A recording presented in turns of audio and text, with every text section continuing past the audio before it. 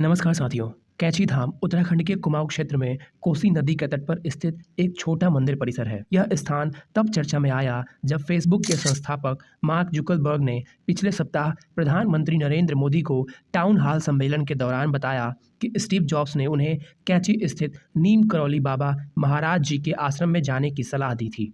Zuckerberg ने आश्रम का दौरा ऐसे समय में किया जब वह और फेसबुक मुश्किल दौर से गुजर रहे थे।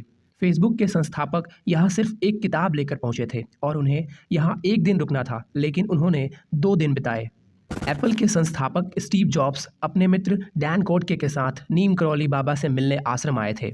हालांकि वे बाबा से नहीं मिल सके क्योंकि उनके आने से पहले ही बाबा का स्वर्गवास हो गया था। नीम करौली बाबा के जीवन से जुड़े कई चमत्कारी किस्से सुनने को मिलते हैं, जिसे लेकर बाबा देश विदेश तक खूब प्रसिद्ध हैं। इतना ही नहीं, बाबा के चमत्कारी किस्सों पर किताब भी लिखी गई है जिसका नाम है मिरेकल ऑफ लव। इस किताब में बाबा के चमत्कारों के कई किस्से बताए गए हैं। इस किताब में बाबा के बुलेट प्रूफ कंबल से जुड़ी एक घटना का भी जिक्र मिलता है। नीम करौली बाबा हमेशा ही कंबल ओढ़ा करते थे। रिचर्ड एल्पर्ट ने अपनी किताब मिरेकल ऑफ लव पर बुलेट प्रूफ कंबल से जुड़ी घटना का जिक्र किया है। रिचर्ड एल्पर्ट ने बताया कि बाबा के कई भक्तों में एक बुजुर्ग दंपति भी थे जो कि फतेहगढ़ में रहते थे। बाबा के चमत्कारी कंबल की यह घटना आज़ादी से पहले 1943 से जुड़ी है। एक दिन बाबा अचानक बुजुर्ग दंपति के घर पहुंच गए। इसके बाद बाबा ने कहा कि वह रात में यहीं रुकेंगे।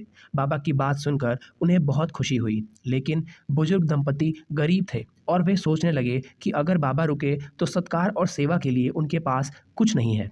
दंपति के पास उस समय जो कुछ भी पर्याप्त था उन्होंने उस समय बाबा को दिया और उनका सत्कार किया। भोजन के बाद उन्होंने बाबा को सोने के लिए एक चारपाई और ओढ़ने के लिए कंबल दी, जिसे ओढ़कर बाबा सो गए। इसके बाद बुजुर्ग दंपति भी बाबा के चारपाई के पास ही सो गए। बाबा कंबल ओढ़कर सो रहे थे और ऐसे करा रहे थे जैसे उन्हें कोई मार रहा हो। दंपति सोचने लगे कि बाबा को आखिर क्या हो गया। जैसे तैसे रात बीती और सुबह हो गई। बाबा ने सुबह चादर लपेटकर बुजुर्ग दंपति को दे दी और कहा कि इसे गंगा में प्रवाहित कर देना, लेकिन इसे खोलकर नहीं देखना वरना मुसीबत में फंस सकते हो। बाबा ने यह भी कहा कि आपका बेटा महीने के भीतर लौट आएगा।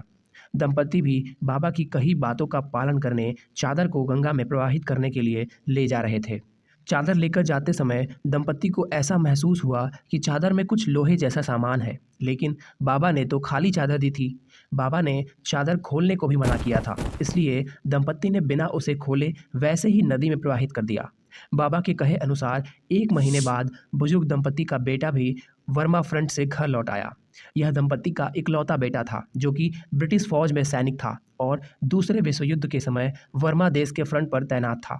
बेटे को घर पर देख बुजुर्ग दंपति की खुशी का ठिकाना नहीं रहा, लेकिन बेटे ने अपने माता पिता को ऐसी घटना के बारे में बताया जिसे सुनकर वो हैरान रह गए।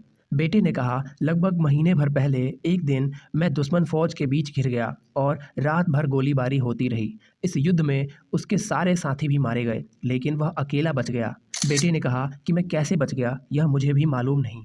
उसने कहा कि उस पर खूब गोलीबारी हुई, लेकिन एक भी गोली उसे नहीं लगी। रात भर वह जापानी दुश्मनों के बीच पड़ा रहा और जीवित बच गया। इसके बाद सुबह ब्रिटिश फौज की और टुकड़ी आई और उसे बच निकलने का मौका मिला। दरअसल यह वही रात थी जिस रात नीम करौली बाबा बुजुर्ग दंपति के घर आए और रुके थे। बुजुर्ग दंपति की आंखें भर आई कि उनका बेटा सकुशल घर वापस आ गया। साथ ही दंपति बाबा के चमत्कार को भी समझ गए थे। यही कारण है कि अपनी किताब मिरेकल ऑफ लव में रिचर्ड एल्पर्ट ने इस कंबल को बुलेट प्रूफ कंबल कहा है। आज भी कैची धाम मंदिर में बाबा के भक्त कंबल चढ़ाते हैं। बाबा खुद भी हमेशा कंबल ओढ़ा करते थे। साथियों, नीम करौली बाबा से जुड़े कई चमत्कारी किस्से हैं जो कि अंग्रेजों के द्वारा बताए गए हैं। ऐसे और भी वीडियोस को देखने के लिए हमारे चैनल को सब्सक्राइब करें। धन्यवाद।